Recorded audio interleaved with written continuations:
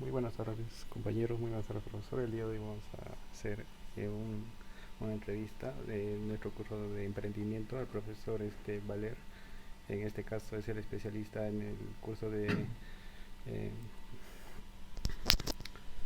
de investigación de lo que es FabLab y también, ¿no?, el profesor en lo que es de desarrollo, ¿no?, lo que es en el programa de como Ultimate Cura y también lo que es el, el Proxy. SolidWorks. Salimos la Sólido. invento. Ya. Sí. Bueno, procedemos. ¿Primero? Ya, primero vamos a ver unas preguntas sobre las propiedades de los materiales. ¿Cuáles son los materiales más comunes utilizados en impresión 3D y qué propiedades específicas los hacen más adecuados para diferentes aplicaciones? Eh, bueno, las propiedades se pueden dividir en varios tipos. Por ejemplo, ¿no? Este es un polímero eh, que está hecho en base a un material orgánico, ¿no?, llamado ácido poliláctico. Nosotros lo denominamos comercialmente como PLA, ¿no? Sin embargo, también es un material biodegradable, así que es muy útil para la elaboración de prototipos, ¿no? Y como con el tiempo esto se va a degradar, usualmente se convierte no en un residuo peligroso, no llega a ser microplástico, simplemente se convierte en un polvo, ¿no?, que es en sí el material original, que es el ácido poliláctico. Este material tiene propiedades mecánicas muy diversas, ¿no? Cuando nosotros mandamos o enviamos esto a un ensayo de tracción, podemos obtener resistencias variables, ¿no?, porque depende mucho eh, del relleno que tiene. Como nosotros podemos ver aquí, ¿no?, vemos superficies, tanto por este lado como por este lado, pero internamente existe un relleno. De ese relleno y de las superficies y los espesores va a depender su resistencia o sus propiedades mecánicas, ¿no?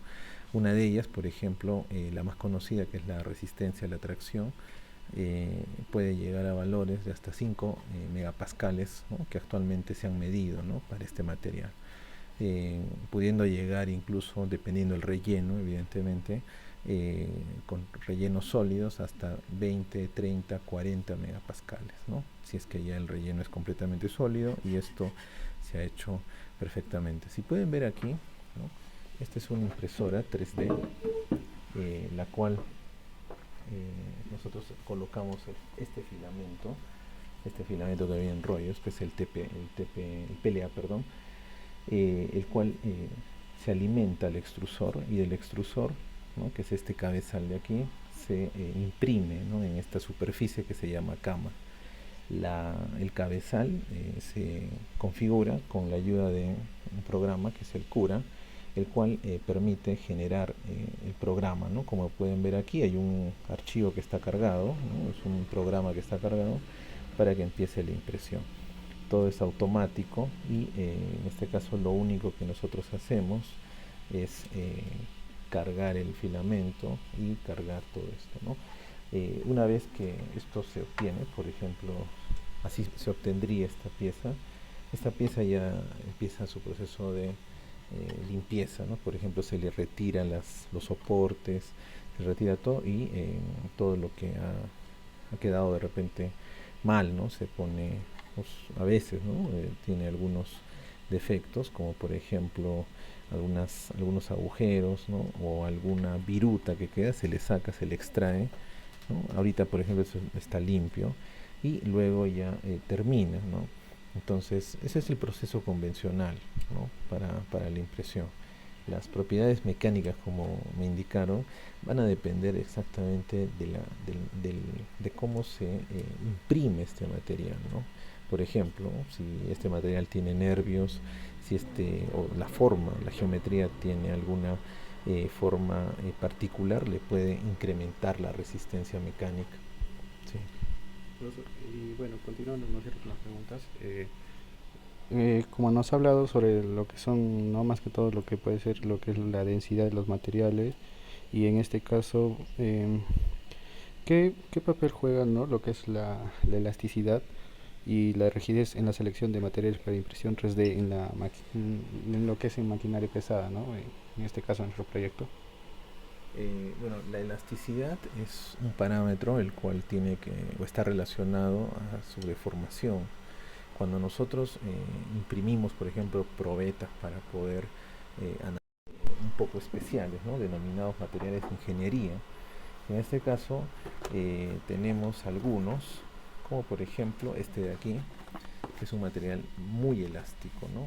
Es el TPU o poliuretano, ¿no? Que en este caso es un poliuretano térmico, el cual es bastante elástico. Acá tengo una muestra y se puede ver su elasticidad, ¿no? Esto puede llegar a estirarse hasta 6 veces su tamaño, ¿no? Incluso más. Cuando nosotros imprimimos una pieza con ese material, utilizamos o lo utilizamos para piezas o componentes que van a ser elásticos, como por ejemplo algunos resortes, como por ejemplo algún material que va a ser que va a amortiguar de repente algún golpeteo, ¿no? O algún material que requiere bastantes ciclos, ¿no? de funcionamiento, de repente ciclos alternantes, ¿no? Entonces, para eso se utiliza esto. Hay materiales como este de aquí, que es un material promedio, que es el PLA, ¿no? Que no tiene mucha flexibilidad, no tiene mucha eh, a diferencia de este, ¿no? Pero es rígido, ¿no? Si nosotros podemos ver la diferencia, este es un material flexible, bastante flexible, y este es un material rígido, y usualmente no llega a deformarse mucho. De repente tiene una pequeña deformación. Si nosotros lo forzamos más, la rigidez va a dar paso a su fractura o a la falla, ¿no? Claro, del componente. se llegaría a romper. Claro. Continúa con las preguntas con mi compañero. Bueno, hemos visto lo que el profesor nos ha indicado, que es el papel que juega la elasticidad y la rigidez en la selección de materiales de la impresión 3D en una maquinaria pesada. Seguimos con los materiales para aplicaciones específicas, ¿no? ¿Cuál cree usted, profesor, son los materiales más comunes utilizados en impresión 3D y en la maquinaria pesada? Por ejemplo, que sean adecuados para esta aplicación que estamos haciendo nosotros, lo que es repuestos y accesorios, ¿no? De cabina de una maquinaria pesada.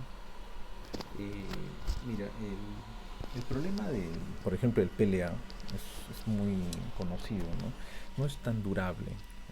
Si hablamos de la pieza, el componente realizado, impreso en una máquina de manufactura aditiva, como es esto, en el tiempo, ¿no? O sea, si hablamos de durabilidad, esto puede llegar a ser una pieza manteniendo sus propiedades mecánicas que solo puede alcanzar una duración de hasta un año o tal vez 2 años. Y posterior a ese tiempo empieza un proceso, en este caso, de deterioro, ¿no? Propio del material. El material no ha sido hecho, por ejemplo, para durar toda la vida. Para ese tipo de aplicaciones existen otros filamentos. En este caso, el filamento más conocido es el ABS, ¿no? El ABS, que es un tipo de polímero precisamente resistente y que no tiene variabilidad de su resistencia mecánica con la humedad, o no está programado como este, ¿no? Que en sí, por el material que tiene, solo dura una cantidad muy pequeña de tiempo. En cambio este no. El ABS es un material muy conocido en la industria porque se caracteriza por ser un material bastante durable, ¿no?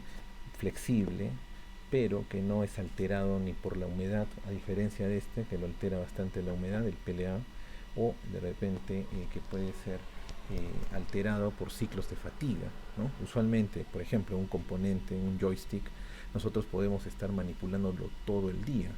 No podemos usar tal vez un PLA, pero sí hay una solución, una alternativa de un material de ingeniería muy apropiado que se denomina el ABS, ¿no?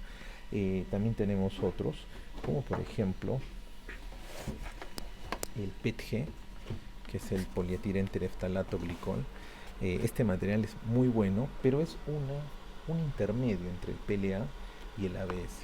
Es un intermedio, es rígido y es un material muy conocido, ¿no? Es el material precisamente de las botellas de plástico, ¿no? Las botellas de plástico donde nosotros bebemos agua son realizadas de PET, ¿no? De polietileno tereftalato. Este material, al tener un poco de glicol, lo suaviza un poco y permite su impresión, ¿no? Con esta máquina de filamento. Y podría ser también una alternativa un poco más barata, porque el ABS quizás duplica el costo del PLA convencional. ¿Sí? Bueno, siguiendo con la siguiente pregunta, usted, profesor, ¿cuáles cree que serían los materiales disculpe, este, eh, ya. ¿Qué materiales serían adecuados para impresión 3D que requieran resistencia a la corrosión o a la alta temperatura en entornos de la maquinaria pesada? Bueno, es una buena pregunta, ¿no? Porque para materiales ya con rangos de temperatura elevados, por ejemplo 100 grados centígrados, este es el peor, ¿no? El PLA no podría utilizarse porque tiene un fenómeno interesante, que a medida que se incrementa la temperatura, ¿no? La flexibilidad se hace notoria, se va volviendo muy flexible. Entonces no podría utilizarse. Para ese tipo de aplicaciones, lo que puede utilizarse es el ABS, que queda perfecto para amplios rangos de temperatura, o filamentos especiales, ¿no? Que en este caso pueden ser filamentos de repente de, de polímero, ¿no? Como el de acá, pero que tienen una matriz metálica, ¿no? Como pequeños metales, los cuales pueden ser impresos y posteriormente pueden ser curados, pero en un horno, lo que va a resultar en que la pieza va a parecerse bastante al aluminio, bastante resistente a la temperatura y a la deformación que puede producir un exceso de temperatura, pero en este caso necesita un proceso especial. Es preciso para la aplicación del equipo pesado, pero se requiere una impresora de filamentos metálicos que tenemos precisamente aquí en TechSoup, y también se requiere un horno para el post-tratamiento. Ok. Vamos a seguir de acuerdo con mi compañero las siguientes preguntas, que son limitaciones y desafíos. Bueno, continúo con las siguientes preguntas. Bueno, ¿cuáles son las limitaciones actuales de los materiales utilizados en impresión 3D? En este caso, para lo que son para maquinaria pesada y lo que es en una cabina, ¿no? Bueno, dentro de la cabina no se tiene condiciones muy desfavorables, ¿no? Es más, hay un grado de confortabilidad que se exige, ¿no? Para que el operador pueda trabajar adecuadamente. En este caso, los materiales que se pueden utilizar de repente podrían dividirse en dos, ¿no? Por ejemplo, los materiales que van a estar en contacto, ¿no? Por ejemplo, con la operación, con la manipulación, que pueden ser materiales que no sean o que tengan un buen acabado, ¿no? Para evitar cortes, para evitar de repente alguna lesión. En este caso podría ser el ABS, podría ser el poliuretano, podría ser el PETG, ¿no? Y materiales más resistentes para las piezas, como por ejemplo, si tuviésemos un engrane dentro de tu mecanismo, podríamos utilizar la poliamida, ¿no? ¿Por qué? Porque también tienes otro problema, ¿no? A veces se quiere que los componentes sean bien ligeros. Entonces la poliamida es bien resistente, bastante resistente, pero además ofrece una densidad para poder convertir al componente, ¿no? Pesado en algo mucho más ligero. Entonces, dentro de la cabina quizás se busca eso, ¿no? Se busca que los equipos o los componentes que se utilizan puedan tener esas características, ¿no? Y para eso también se ofrece esa gama de filamentos. Sí. Y como última pregunta, ¿qué papel juega la investigación y el desarrollo en la creación de nuevos materiales para estas impresiones 3D? Bueno, actualmente la investigación está cada vez más metida, ¿no? en la producción de nuevos tipos de filamento o de filamentos de repente para máquinas específicas, como por ejemplo máquinas de alta velocidad. Esta impresora, como puedes ver, imprime una pieza hasta en 6 horas, ¿no? La pieza que van a obtener justo aquí puede demorar 6 horas. Entonces, para aplicaciones más rápidas se necesita un tipo de filamento un poco más, o que muestre mucho menos resistencia de repente a la temperatura o al movimiento y que pueda trabajar a esas velocidades. La investigación está dirigida para optimizar precisamente el proceso de producción de estos filamentos, ¿no? No solamente eso, sino también la mejora de repente de las impresoras, ¿no? Tanto en rapidez como en calidad final, ¿no? Luego también existe la posibilidad de encontrar ahora en el mercado filamentos que antes no existían, como por ejemplo polietilenos, polipropilenos, algún tipo de material que ya no es un material puro, sino una mezcla, ¿no? Como por ejemplo lo que les había comentado, ¿no? Resinas especiales, ¿no? Que en este caso pueden contener dentro de su matriz partículas metálicas. Eso mejora enormemente la calidad de la impresión y la resistencia, ¿no? ¿Cuál es la ventaja de esto? Que los filamentos que se puedan producir acá pueden ser manipulados en cualquier impresora con un rango de temperaturas que pueda trabajar de repente tal filamento, ¿no? Y puede ser también un maquinado, o mejor dicho, un proceso de fabricación, un proceso de manufactura bastante barato, que es una de las cosas que ha llevado de repente a la impresión a toda parte del mundo, ¿no? Ha llevado la impresión de filamento basado en material fundido, ¿no? En filamento fundido a toda parte del mundo. Entonces la investigación creo que se está orientando a la fabricación de nuevos filamentos y en la mejora y en la optimización tanto de la velocidad como de la calidad final de los componentes impresos. Bueno, eso sería todo con la entrevista al profesor Valer. Muchas gracias, profesor, Ok, por esta hasta luego. entrevista. Okay.